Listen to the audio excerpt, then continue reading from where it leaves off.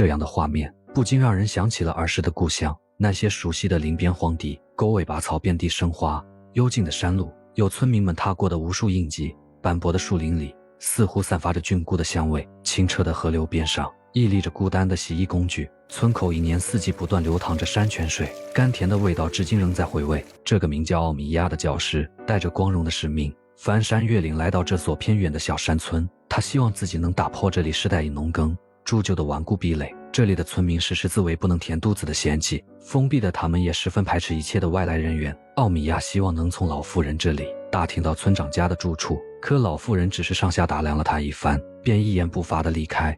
正在此时，一个村民骂骂咧咧地从木屋中走了出来，以后一个白胡子的肥胖男人出现。幸运的是，这个男人正是奥米亚想要寻找的村长。面对一脸疲惫的奥米亚，村长没有任何表情。为了应付上级的旨意，他将奥米亚带到一所废弃的牛棚，并告诉他这就是奥米亚的住所。牛棚的顶部破着几个洞，夕阳漏进来，在地上投出细碎金斑，墙角发霉的干草混着牲畜粪便的酸腐味，呛得奥米亚鼻腔发紧。村长对他说，他可以接待奥米亚，但他不能保证有小孩愿意入学。简单交代完几句后，村长便迅速离开了牛棚。晚上，无法入睡的奥米亚将这2天的经历一一写在日记本上。第二天清晨，公鸡的啼声驱散了夜晚的压抑。米娅推开门，乡村清新的空气让他的心情瞬间变得非常的愉悦。调整好心态的他轻松地和村长打着招呼，不想村长甚至都没有抬头看他一眼，就走进了他家的厨房。奥米亚并没有泄气，他仔细打扫着这个可以遮风避雨的地方。当他将需要清洗的衣物准备拿去河边清洗之时，路上路过的村民都将他视为隐形人一般。奥米亚向他们打听去往河边的路时，一位小孩正想要回答，被他的父亲厉声阻止。然而就在奥米亚感到尴尬的时候，村里唯一的神父主动向他打起了招呼。可神父并不是出于好意，他暗讽奥米亚的到来也不会改变小孩们不想接受教育的事实。他称，如果孩子们都去上学，家里的生产就失去了劳动力，村民们是不会改变他们的想法的。而村里的女孩们大多数在很小的时候要承担起洗衣做饭这样的家务，他们的父母教导着他们，只有学会料理家务，日后才能找到一个好婆家，更好地服务自己的丈夫。奥米亚看着这些年幼的孩子们，为他们的早熟感到一丝怜惜。好在教育部门的津贴准时会下发，这样保证了奥米亚的基本生活。但学校的牌子已经挂了1个月，也没有一个小孩前来咨询。奥米亚就这样日复一日地坐在门口，他相信自己的坚持一定能等来学生的出现。这天，在去河边洗衣服时偶遇的小男孩朝村长的家里走进来，男孩有意无意地对村长提起关于上学一事。村长用粗暴的语言警告着男孩不要再问这个问题。奥米亚气愤地走到村长面前。L'école est obligatoire, c'est la loi. Vous devez l'appliquer. Soit vous m'envoyez les enfants, soit j'appelle les gendarmes. Pour l'instant, vous êtes une étrangère. Si vous faites ça, vous deviendrez une ennemie. 接下来的季节是南部地区漫长的雨季，空气中弥漫着潮湿的霉味，犹如奥米亚失落的心情。这段时间里，他在牛棚里置办了课桌椅以及一些相关的书籍，可教室里依旧空无一人。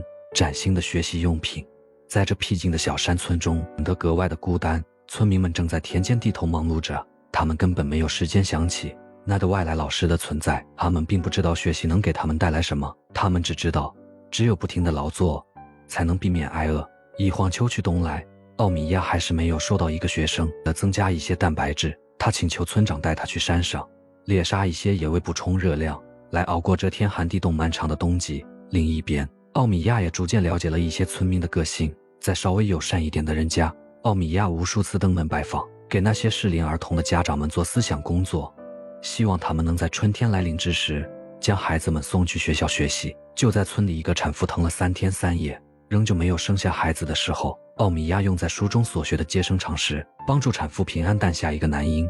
主人家真挚地感谢了他，这才让奥米亚才在村中有了一点存在感。奥米亚许久没有这般开心过，看着这个特别的女人，村长的眼神逐渐多了几分温柔。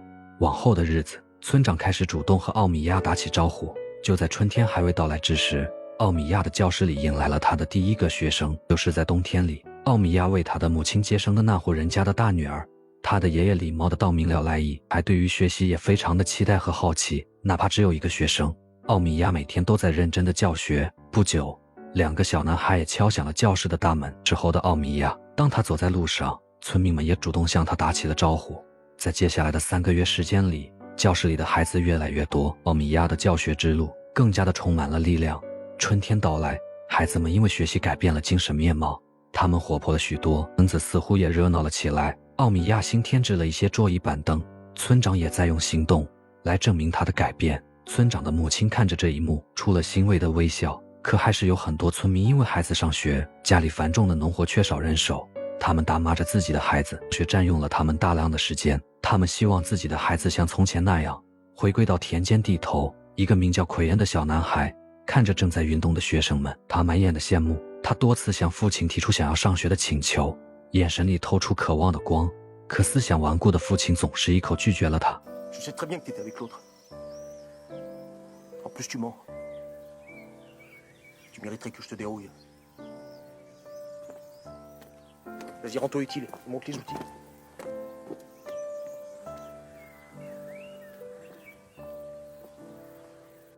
奥米亚的教育下，村里的孩子们不仅学到了文化知识，他们更加开阔了眼界。从此他们的世界变得更大。孩子们的影响下，每天放学后，村长都会主动找到奥米亚，他也开始识字写作。随着交流越来越多，村长也对奥米亚有了新的认识。他开始羡慕起有文化的人。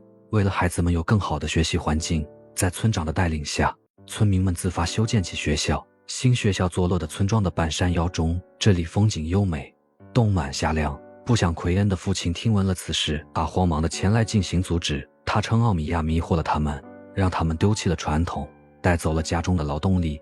村长却劝他管好自己更加的重要。就在搬进新学校的那天，奎恩还是忍不住来到学校帮忙。他的哥哥姐姐暴力地想要拉扯他回家，刚好被奥米亚看见。他走到奎恩身边，温柔地对他说道： L'un n'empêche pas l'autre, au contraire. T'aimes les trains? Un jour, je prendrai le train. Je ferai le tour de France, je serai compagnon. Tiens, prends-les si tu veux. Il y a des dessins et des photographies. Je te les prête. Tu me diras ce que t'en penses. Puis je te laisserai une place à côté de Flore à la nouvelle école.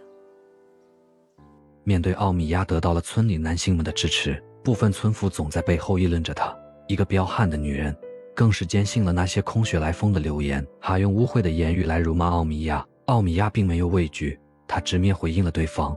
同时这样的行为也引起了妇女的不满，他直接举起菜刀走进河水里和奥米亚扭打了起来。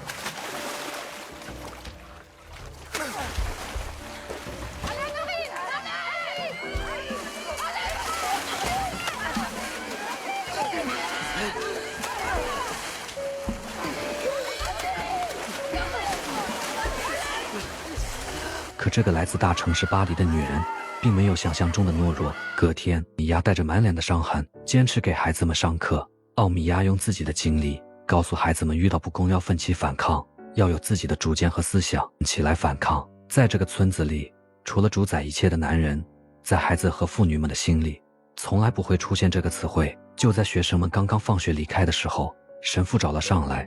神父告诫奥米亚不要破坏了他们的信仰，他们不需要那些新的激进的思想，这样只会给村子带来灾难。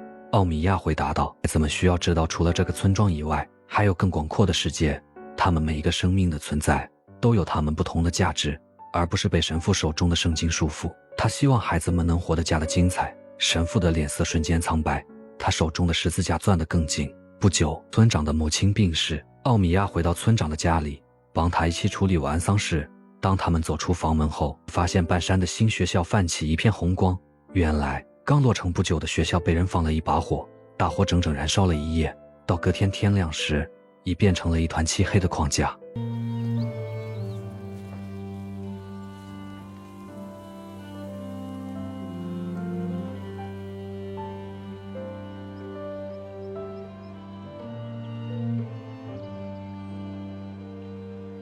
之前一直对奥米亚怀恨在心的农妇看着走出村外的奥米亚，他们断定奥米亚经过此事后定会对办学彻底死心。哪知奥米亚径直往村口的奎恩家走去。奥米亚的到来让奎恩的父亲情绪激动起来，他甚至用枪威胁奥米亚，让他赶紧滚出村子。